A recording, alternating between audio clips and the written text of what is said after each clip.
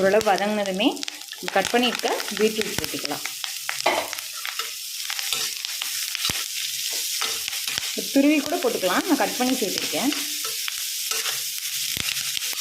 நல்லா HP level வந்து அதிகரிக்கும் பீட்ரூட் சாப்பிட்றதால. குழந்தைங்களுக்கு அடிக்கடி இந்த மாதிரி செஞ்சு கொடுக்கலாம். ரொம்ப ஹெல்த்தியான டிஷ், ரொம்ப ஈஸியாகவும் செஞ்சிடலாம். பாருங்க, நல்லா இந்த அளவுக்கு வதக்கணும். வதக்கின அளவு அந்த ஸ்மெல் உங்களுக்கு தெரியாது. பச்சை வாசல்லாம் போய் நல்லாயிருக்கும். இது புளி சேர்த்திருக்கிறதால சாதத்துக்கும் சூப்பராக இருக்கும் காம்பினேஷன். அதே மாதிரி தோசைக்கும் வச்சு சாப்பிட்லாம், இட்லிக்கும் நல்லாயிருக்கும்.